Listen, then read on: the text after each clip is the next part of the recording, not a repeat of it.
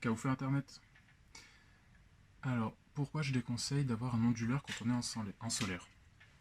Alors déjà, un onduleur. Un onduleur, en fait, c'est ce qui va permettre de passer du courant continu de la batterie qui est chargée par le panneau solaire. Donc souvent, c'est une tension qui est comprise entre 12 et 48 volts.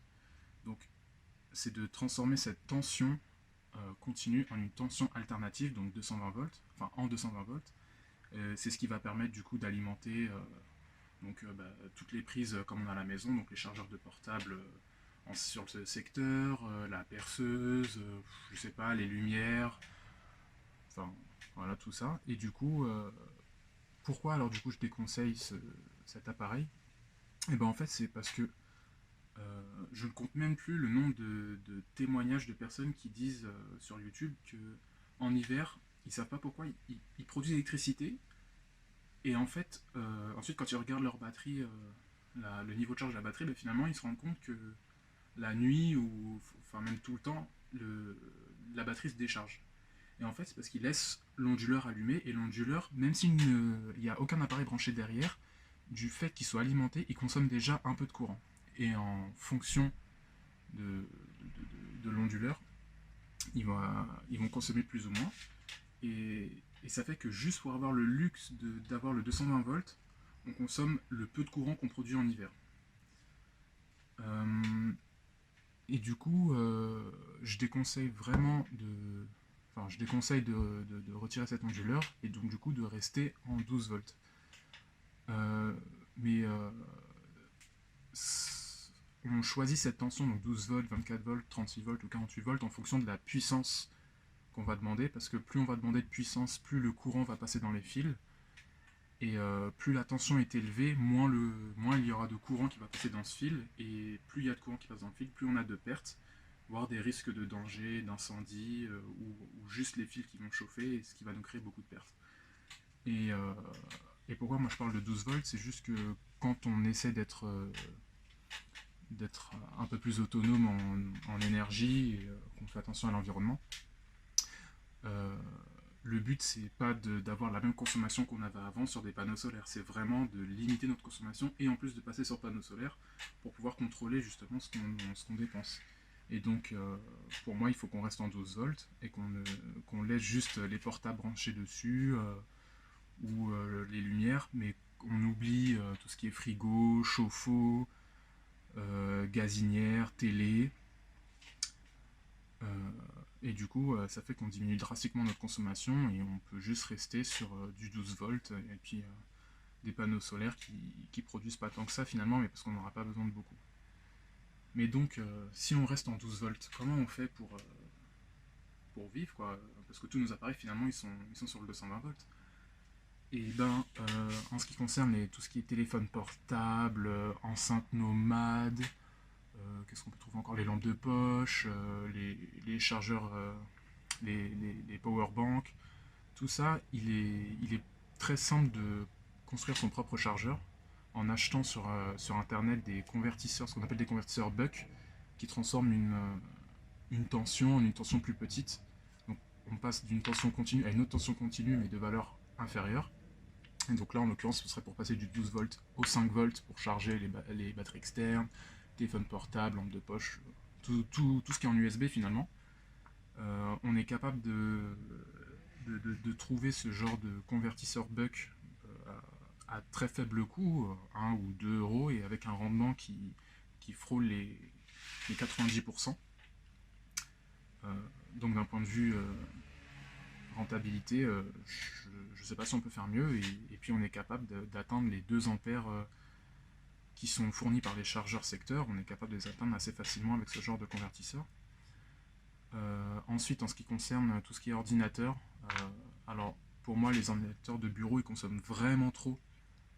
Parce que quand je parle des ordinateurs de bureau, c'est ceux qu'on met sur le secteur, là, les tours et les écrans, ça consomme vraiment trop. Et pour moi, quand on est sur ce genre d'installation solaire, il faudrait les oublier et passer sur des PC portables. Euh, à part pour ceux qui aiment jouer ou faire du gros montage vidéo ou des logiciels 3D, bah là, malheureusement, j'ai pas encore trouvé de solution. ou à moins d'utiliser un onduleur mais spécifiquement pour l'ordinateur. Mais sinon, ouais, privilégier les PC portables. Et, euh, et eux qui sont très facilement... c'est très facile de les adapter à une installation solaire. On a juste à acheter cette fois-ci un convertisseur boost qui transforme la tension de 12 volts en une tension plus élevée. Souvent, il faut passer à 19 volts. Et pareil, avec un excellent rendement. Et c'est très facile de faire ce genre de choses. Ou sinon, pour les PC portables, on peut, d'ailleurs pour tous les autres appareils, mais on peut aussi utiliser juste un onduleur spécifique pour le PC portable ou spécifique pour la tour, ce qui fait que au moment où on a besoin d'utiliser l'appareil, c'est là qu'on allume l'onduleur et du coup qui allumera ensuite l'appareil, mais dès qu'on en a plus besoin, on éteint l'onduleur, ce qui fait qu'il consommera plus. Ensuite, et du coup, bah, les ampoules, pour s'éclairer en 12 volts, c'est pareil, il existe des ampoules 12 volts. Il faut juste changer de rayon, quoi. Au lieu d'être dans le rayon électroménager, il faut aller dans le rayon, soit le rayon voiture, soit sur internet, on peut trouver tout un tas d'appareils sur 12 volts, notamment des aspirateurs, des ampoules, on peut même utiliser des chargeurs de voiture.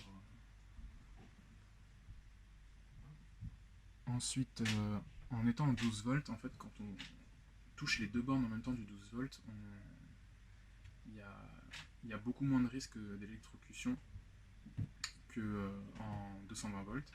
Parce que là, vu que la tension est bien moins élevée, le courant qui passera dans notre corps est beaucoup plus faible. Et du coup, bah, c'est bien moins dangereux, mais ça n'empêche que ça le reste quand même si on a les doigts mouillés, qu'on favorise la conduction du courant, bah là, forcément, les risques sont toujours présents.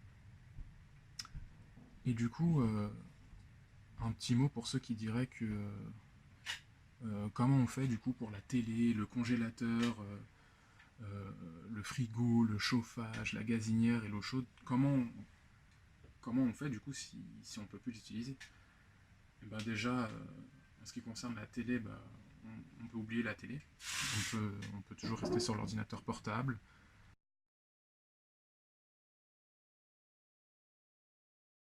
Et trouver des médias ou du contenu alternatif qu'on peut trouver gratuitement sur YouTube.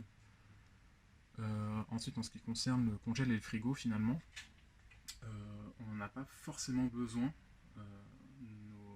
Nos grands-parents n'utilisaient pas de frigo à l'époque et pourtant ils se portaient tout aussi bien.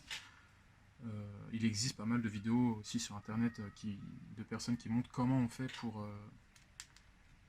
pour vivre sans congèle et sans frigo.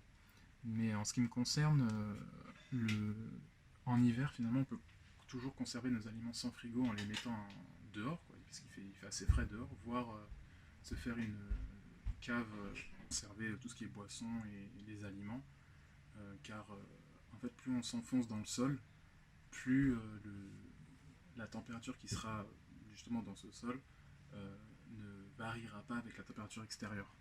Et on peut garder une température constante d'une dizaine de degrés voilà, dans le sol. Et ensuite, pour ce qui est la gazinière,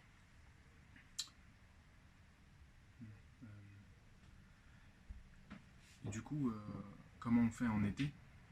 Parce qu'en été, c'est là c'est beaucoup plus compliqué de conserver les aliments. Finalement, on aimerait bien aussi avoir un peu de boissons fraîches ou ce genre de choses. Et du coup, c'est là que la surproduction électrique qu'on fait en été peut servir à alimenter un petit frigo, soit un tout petit frigo qui ne consomme pas grand chose, ou alors une glacière électrique qui n'a pas un très bon rendement par rapport à un petit frigo, mais ça reste possible. Et là, on peut conserver 2-3 petites choses sans problème. Ensuite, en ce qui concerne la gazinière, c'est pareil, en été, on peut très facilement faire cuire les aliments grâce au soleil, avec un four solaire, c'est assez facile de faire ça. Et en hiver, on peut toujours utiliser un poêle à bois, ce qui permettra aussi de faire chauffer l'eau. On peut en été utiliser un poêle à bois, bon, c'est pas génial, c'est pour ça que je parlais du four solaire, mais on peut aussi, en ce qui concerne l'eau chaude, on peut aussi utiliser un panneau solaire justement pour l'eau chaude. C'est pas ce qu'il y a de le plus compliqué à faire. Ensuite, en ce qui concerne le chauffage, bah, là pareil, hein, poêle à bois. Et puis, dernière question, c'est aussi comment on fait pour la viande. Parce que la viande se conserve très mal quand il fait chaud, forcément. Et donc, bah, soit on utilise mes techniques que j'ai dites précédemment, ou soit on en achète et on mange le jour même, mais le reste du temps, on n'est pas obligé de manger de la viande. Quand on peut limiter, encore une fois, si on est capable de limiter notre consommation électrique, on peut aussi chercher à limiter notre consommation de viande, ce qui ferait un- ce, qui, ce qui est bon pour l'environnement et puis pour nous aussi, quoi, qu'on limite limiter les apports de viande. Paraît-il que ça limite aussi nos chances d'avoir des cancers.